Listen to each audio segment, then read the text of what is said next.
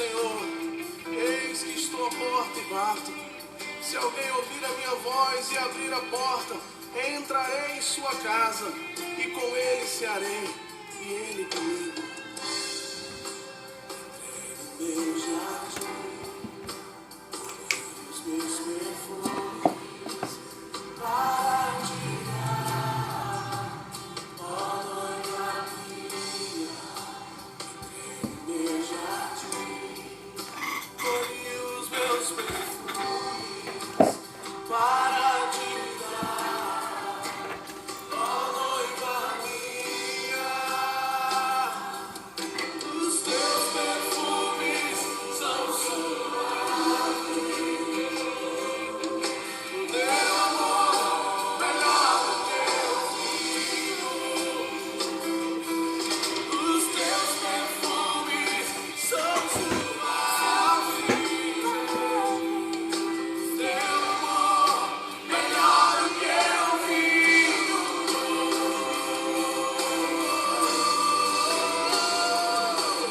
Eu vou abrir o meu coração, eu vou deixar meu noivo entrar. Eu vou abrir o meu coração, eu vou deixar meu noivo entrar. Eu vou abrir o meu coração, Jesus. Eu vou deixar meu noivo entrar.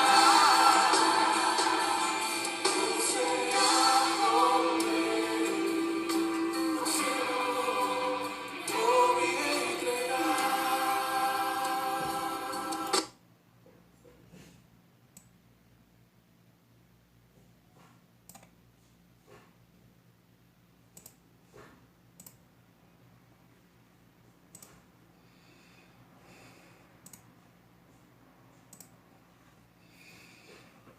Olá pessoal, boa noite a todos.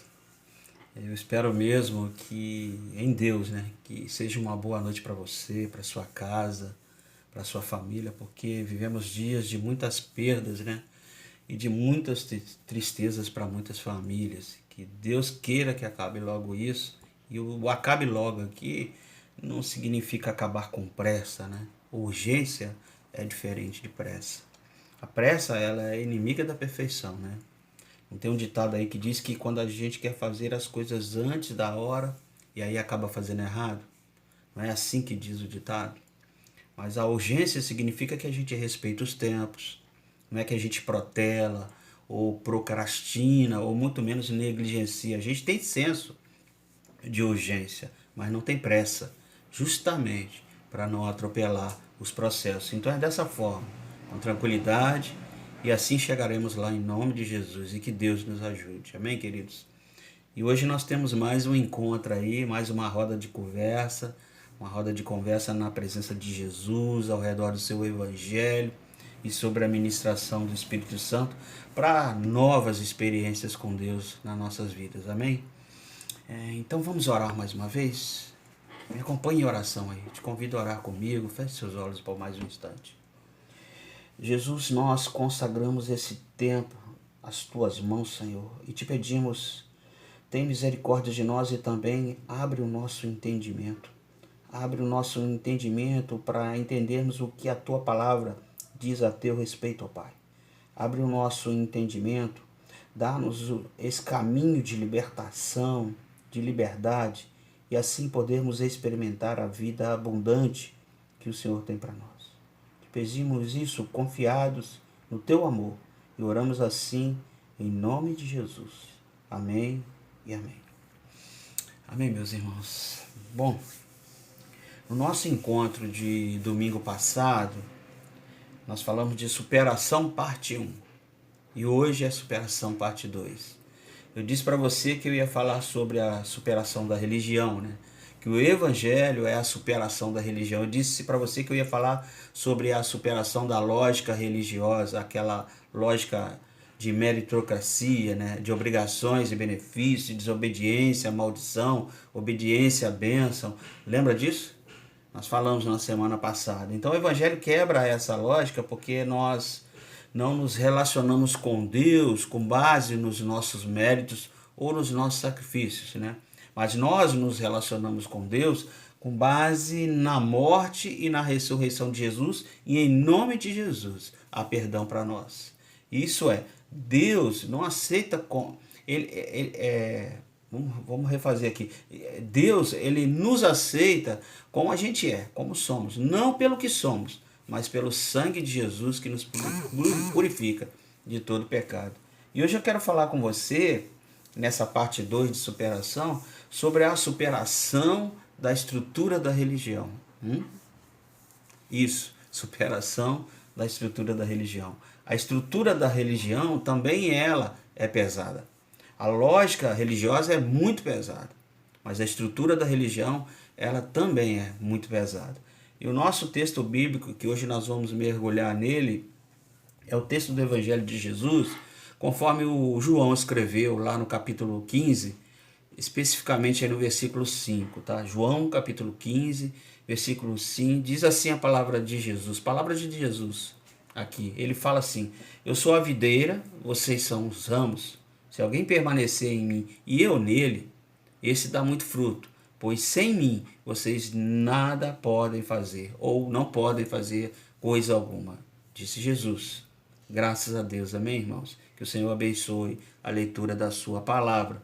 Bom, você se lembra que eu disse que a religião ela é um conjunto de crenças e ritos a respeito de seres superiores, seres inferiores ou anteriores, né? E com os quais temos uma relação de obrigações e benefícios. Essa é uma definição do Otto Maduro, esse cientista social e teólogo, e ele escreveu isso no livro dele, A Guerra dos Deuses. Se você tiver a oportunidade de ler, leia, é muito interessante. E essa construção que ele faz, muito interessante, diz que a religião tem tanto uma lógica, que é cultivar uma relação de obrigações e benefícios, mas que a religião também tem uma estrutura, que é o conjunto de crenças e ritos, né? E eu peço licença mais uma vez aqui ao Otto Maduro, e eu incluo aqui um terceiro elemento da estrutura da religião, né? A religião tem um conjunto de crenças, ritos, né? E dogmas e doutrinas, né? De rituais litúrgicos e códigos comportamentais, moral, ou de comportamento moral, né? O que isso quer dizer para nós, né? Bom, a gente tem uma forma de compreender Deus, né? E a gente tem as nossas doutrinas, a gente tem as nossas crenças, os nossos dogmas, né? Então, por exemplo, entre a reencarnação, à esquerda aqui, e a ressurreição, vamos fazer esse exemplo à direita, é uma afirmação da tradição cristã que a Bíblia ensina a ressurreição.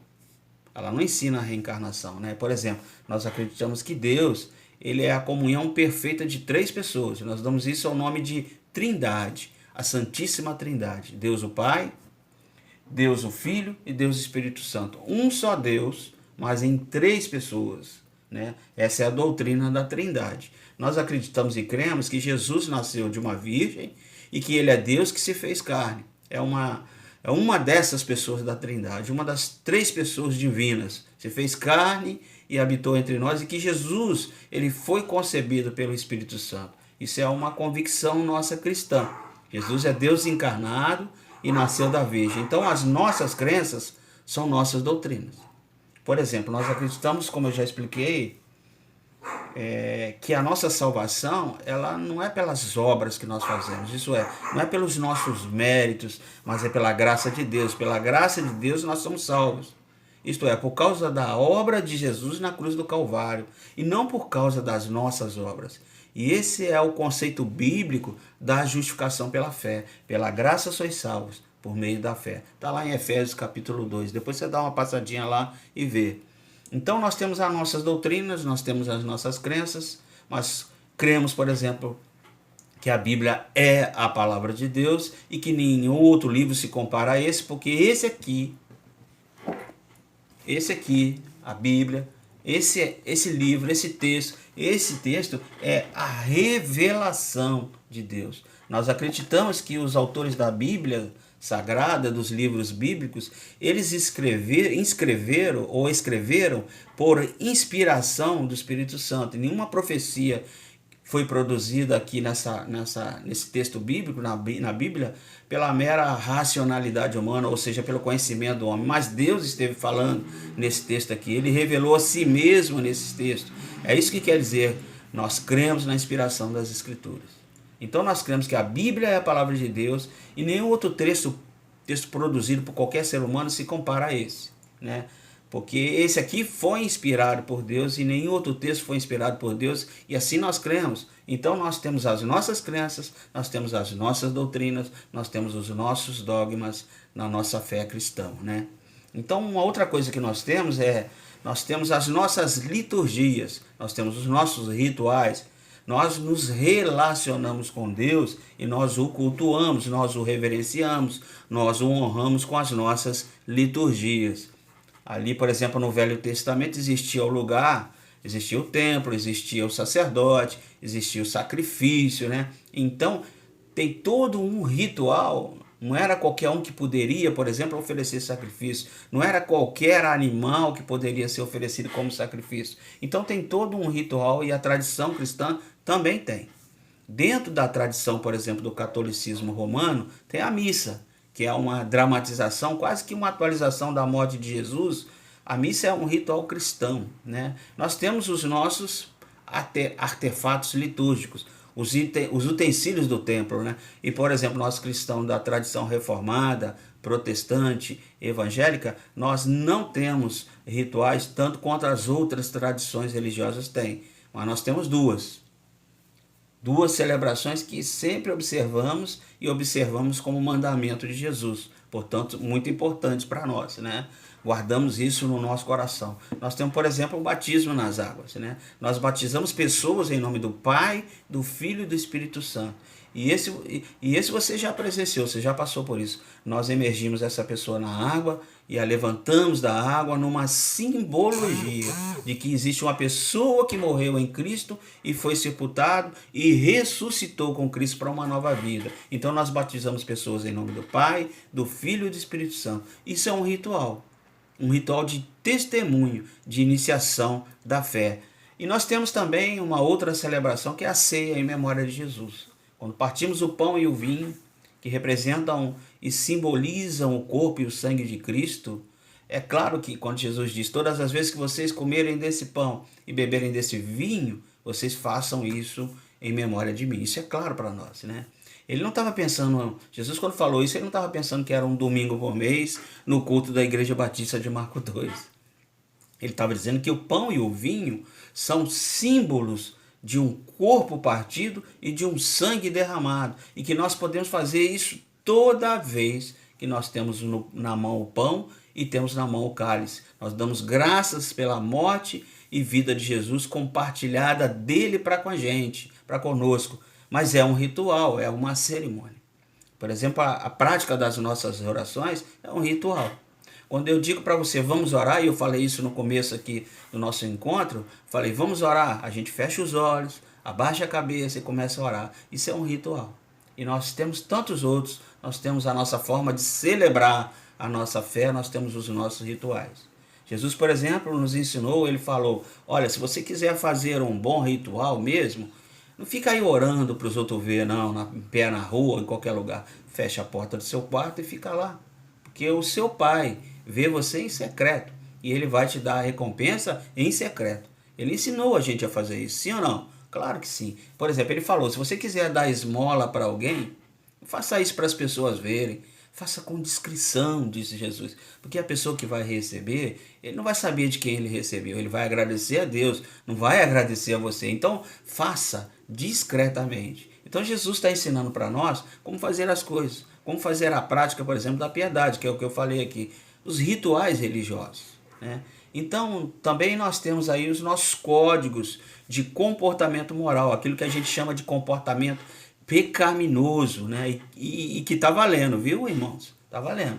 Tem um pessoal que acha que não está valendo mais, não. Que os 10 mandamentos já caducaram, e não caducaram não, irmãos. Está valendo. Sabe, os 10 mandamentos, eles não são uma declaração de um Deus melindroso que quer todo mundo andando certinho, caminhando numa direção para frente. 10 mandamentos não tem nada a ver com a história, por exemplo, do Chapeuzinho Vermelho, que se você sair o lobo mau vai te pegar.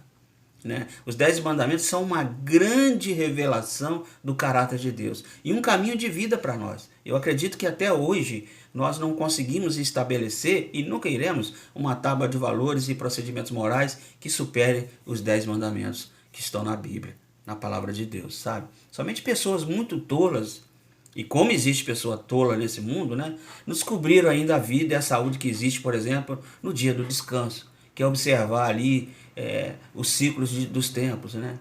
Somente pessoas muito estúpidas, e como tem, né, não entenderam ainda que a mentira destrói casamentos, destrói amizades, que a mentira destrói sociedades, a mentira derruba relações, a mentira afasta as pessoas, a mentira rompe com relacionamentos. Somente pessoas muito estúpidas não entendem que relacionamentos duradouros e saudáveis estão fundamentados na confiança mútua, sabe? E que não existe confiança quando existe mentira. A verdade, ela sustenta as relações. João 8,32 vai dizer que a verdade, ela liberta. Ela dói, mas ela liberta. Por exemplo, somente pessoas muito estúpidas não conseguem entender que a gente tem que honrar pai e mãe. Honrar pai e mãe, por exemplo, não é obedecer quando a mãe ou o pai fala pra gente dormir certa hora da noite. Ó, você tem que dormir às 11 horas. Não é isso. Honrar pai e mãe é honrar a tradição do ensino do pai e da mãe. Sabe? Isso faz sentido porque o Deus de Israel, o nosso Deus, é o Deus dos nossos patriarcas, o Deus de Abraão, o Deus de Isaac e o Deus de Jacó. É o Deus das gerações. Então honrar pai e mãe é honrar essa revelação aqui, irmãos. Então somente pessoas muito estúpidas, e como tem, acham que estão descobrindo o mundo agora e que não devem nada aos seus antepassados, que não devem nada às gerações anteriores, que não devem nada aos seus pais, aos seus avós, bisavós, etc, etc. Somente gente muito estúpida acha que agora é que o mundo vai começar. Percebe? Então essas coisas dos comportamentos morais, Jesus reforça inclusive nos seus sermões, e especialmente no Sermão do Monte. Jesus diz assim: olha, vocês ouviram o que foi dito, não cometa adultério, mas eu digo a você, que se você olhar com um olhar impuro, e se você está cheio de luxúria, de lascívia, se você olhou para outra pessoa dessa forma, já com outra intenção, você já pecou. Então não é o fato consumado, porque o problema não está no comportamento e no ato em si, percebe? Ele já começa dentro da sua própria subjetividade, dentro de você. Antes mesmo de você consumar o pecado, você já pecou, porque você já pensou dessa forma. Então existe na nossa tradição cristã, claro, óbvio, um conjunto de comportamentos que são esperados, que são desejados e que devem ser afirmados. Por quê? Porque esse conjunto de comportamentos é a revelação ética de Deus, que revela o seu caráter e que é o nosso caminho de vida, irmãos. Entretanto, o Evangelho é a superação dessa estrutura religiosa. Pensa comigo aí, vamos pensar aqui junto. Você conhece pessoas que têm muita fé em Deus e que você diria assim: poxa, esse homem é um homem santo, essa mulher é uma mulher santa, mas não entende nada de teologia. Você conhece gente que tem assim uma piedade, que se você precisar de falar, ó, eu estou precisando de uma oração, irmão, eu estou precisando de uma oração, irmão, você sabe para quem você vai pedir. Você sabe quem é que é capaz de orar assim por você. Mas não é para essa pessoa, por exemplo, que você vai pedir uma explicação sobre a diferença entre santificação, regeneração e justificação. Mas você vai pedir para ela oração. Né? Não é para essa pessoa que você vai pedir uma explicação sobre os símbolos do Apocalipse ou sobre a Santíssima Trindade. Não é Santíssima Trindade, não é. Não é para essa pessoa que você vai perguntar, por exemplo, assim: quem morreu na cruz, foi Deus ou foi o homem? Jesus, quando morreu na cruz, ele era Deus? Né? Então Deus morreu também? O que a teologia diz sobre isso aí? Qual é a doutrina correta? O que vem primeiro, arrependimento ou fé? Aqui nós estamos falando no campo de crenças, irmãos. Estamos no campo da explicação racional para a maneira como nós tentamos interpretar esse texto bíblico. Porque é o que a gente está falando, que é esse texto que a gente está lendo aqui na Bíblia, sabe? Mas o domínio doutrinário, o domínio do credo confessional, em outras palavras aqui, traduzindo para você, você conhecer tudo sobre doutrina, sobre teologia, isso não é um pré-requisito para a intimidade com Deus. Eu posso saber muita coisa a respeito de Bíblia, posso conhecer teologia, mas se eu não tenho uma intimidade com Deus, fica difícil, entendeu? Então, tudo que está aqui, todo o conhecimento que a gente pode ter, antes de qualquer coisa, a intimidade com Deus. Isso não é pré-requisito para minha intimidade com Deus, percebe? É claro que é necessário, obviamente, que assim, é uma referência de entendimento, de conhecimento, mas você sabe que o conhecimento e o domínio do conhecimento racional, que é isso que eu falei, saber Bíblia, saber versículos, conhecer teologia, não justifica a maior parte das coisas que você faz na vida. Você faz um monte de coisas que você não entende porque que você está fazendo. Por exemplo, se o seu médico mandar você tomar um remédio qualquer, que ele diz que é bom para você e vai resolver o seu problema, você toma, sim ou não? Claro que toma, né? Tem muita coisa que a gente faz, a gente não entende como funciona, mas a gente sabe que funciona. E a gente faz e a gente continua fazendo, porque a gente está sendo beneficiado de alguma maneira com aquilo. Isso quer dizer que é um método de experiencial, um método de experiência. É pela experiência que a gente vive isso. Deus também é dessa ordem. A relação com Deus é dessa ordem. Por exemplo, você não conhece o Salmo que diz lá assim: provai e vede que o Senhor é bom? Você conhece esse Salmo? Você não conhece, procura ver. Provai e vede que o Senhor é bom? O Salmo não diz assim, estudar e decorar o versículo. Não é isso que ele está falando. Ele diz, provai e vede que o Senhor é bom. Eu nunca me esqueço de uma história que eu vi uma vez, que meu pastor, o líder meu lá da igreja de onde eu vim, pastor Hudson, ele contou uma historinha uma vez. Ele gostava muito de fazer essas ilustrações, né?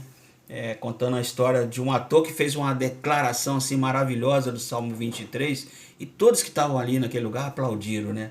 E aí chegou um senhorzinho e disse assim: eu posso também declarar ou declamar o Salmo 23? Então eles deixaram ele declamar lá o Salmo. E era uma festa assim com muitas celebridades, muitas pessoas conhecidas, né, da sociedade. E aquele velhinho foi lá, levantou-se e declamou o Salmo 23. O ator que declamou o Salmo 23 anteriormente, o ator terminou aplaudido e ovacionado por todos que estavam naquele lugar. Mas quando o velhinho terminou, todos estavam chorando, né? E alguém disse assim, ó, com um ator que foi aplaudido, reverenciado lá, com o ator eu conheci o Salmo do Bom Pastor. Mas com aquele velhinho ali, eu conheci o bom pastor do Salmo. Com o ator, eu conheci o texto. Com aquele velhinho, eu conheci o autor de quem fez aquele texto. Olha que coisa interessante, né? Então a nossa relação com Jesus, ela implica em crenças, doutrinas, conhecimento, mas ela transcende as doutrinas, sabe? Porque a nossa relação com Jesus é da ordem da fé, irmãos. A nossa relação com Jesus, ela também tem rituais, sabe? Eu faço minhas orações, eu vou na igreja todo domingo, eu canto, eu choro, eu ponho música no meu celular para ouvir, eu tenho assim as minhas devocionais que eu faço diariamente, eu leio a Bíblia, eu enfim tenho meus rituais de cultivo da minha relação com Deus, né? Mas vocês sabem disso, conhecem isso, que a palavra diz que onde estiverem 2 ou 3 reunidos em nome de Jesus, Jesus ali está. E aí eu não preciso de domingo, não preciso de ser no templo, não precisa ter o sacerdote, não precisa ter o bispo, o apóstolo, não precisa ter nada disso. É só o olho fechado e um clamor genuíno do seu coração. A mulher samaritana perguntou para Jesus, né? Onde é que a gente deve adorar? Ela fez essa pergunta para Jesus. Nesse monte ou no templo ou em Jerusalém? Ela perguntou e Jesus disse, é em espírito e em verdade, dona. Não é nem no monte, nem no templo, nem em Jerusalém. É em espírito e em verdade, dona. Né? Então assim, a gente vai no culto, a gente vai no templo, a gente tem os nossos dias, as nossas festas, as nossas liturgias, os nossos rituais, mas você sabe que na relação com Jesus transcende tudo isso, transcende os rituais, é em espírito e em verdade.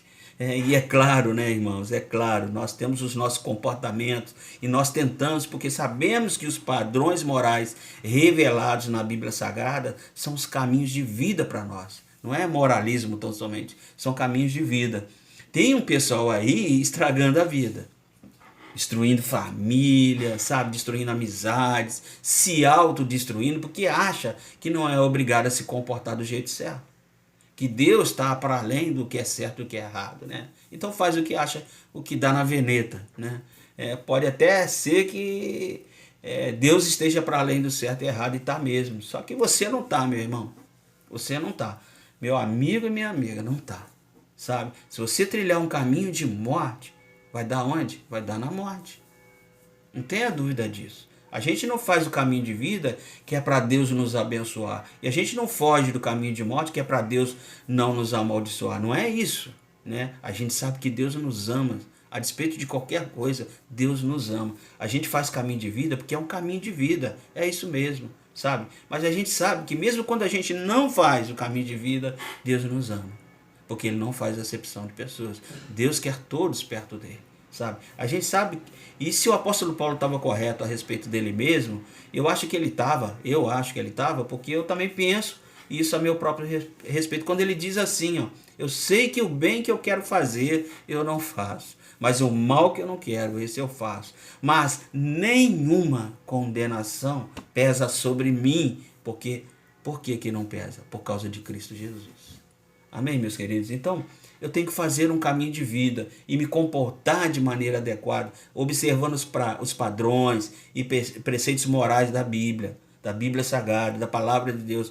Mas a minha relação com Deus vai muito além disso, sabe? A minha relação com Deus vai muito além disso. Ela não está baseada nos meus comportamentos morais.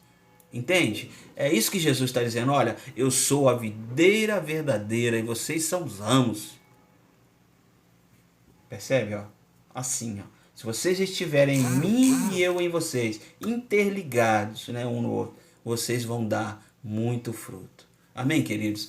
Ele está dizendo assim, vocês vão fechar os olhos e está valendo.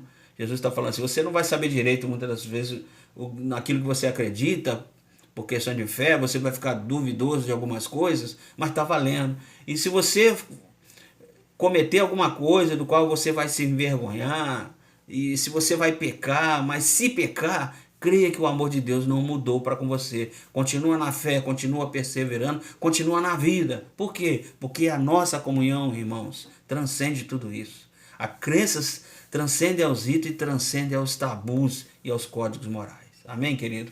É nesse sentido que o Evangelho é a superação da religião. A nossa relação com a pessoa de Jesus, ela implica em crenças, rituais, sabe, e tabus e códigos morais. Mas ela transcende, ela vai além de tudo isso, e é nesse sentido que o Evangelho supera. E é a superação da estrutura da religião. Então eu queria perguntar para você, para concluir aqui, o seguinte: se nós temos crenças, nós temos rituais e nós temos comportamentos morais, mas a nossa relação com Jesus transcende, vai além disso, né? Então por que nós temos crenças, rituais e códigos morais? Por que será? Minha pergunta aqui é o contrário de tudo que eu falei até agora. É para te confundir mesmo. Mas Jesus veio para confundir.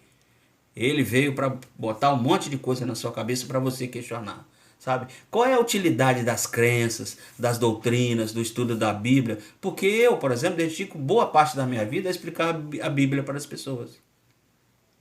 Se eu não tivesse utilidade nisso, por que eu estaria fazendo isso? Né?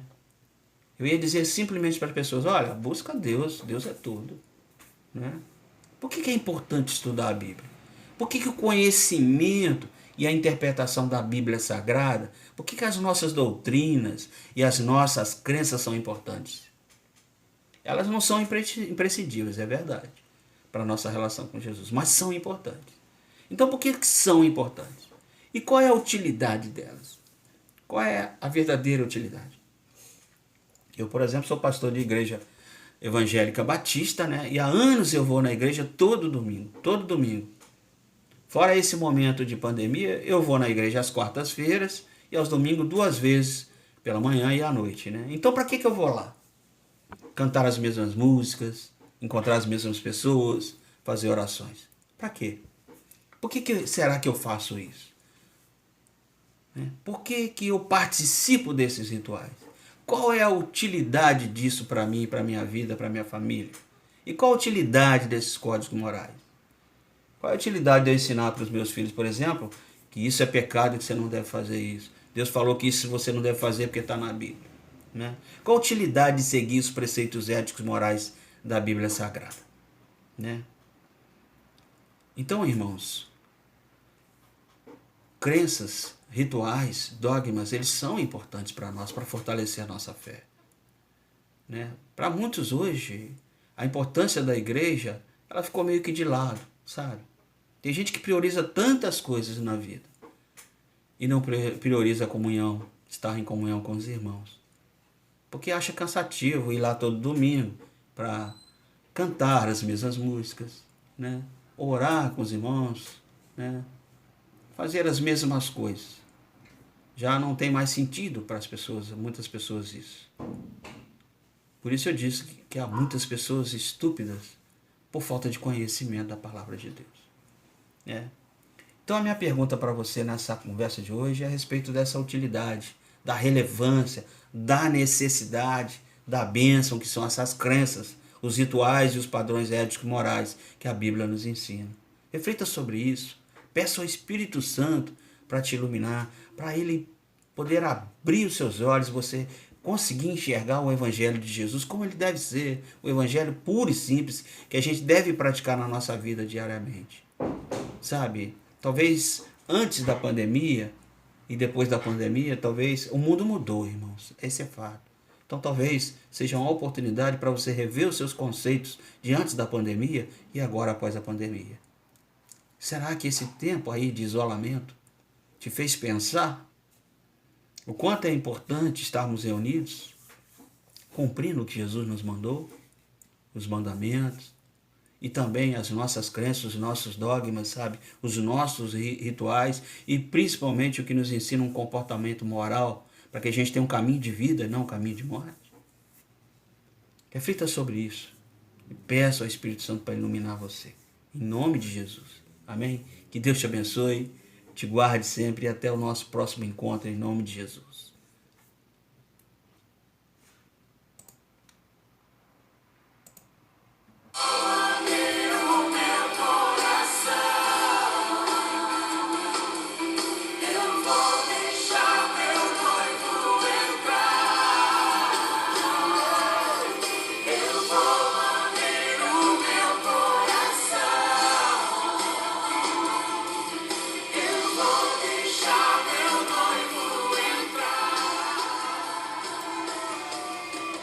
Que a maravilhosa graça salvadora de Jesus Cristo, o Filho, o grande amor de Deus, o Pai, e a amizade profunda do Espírito Santo de Deus, seja com todo o povo de Deus espalhado pela face da terra. Por Jesus. Amém. Que Deus te abençoe, querido.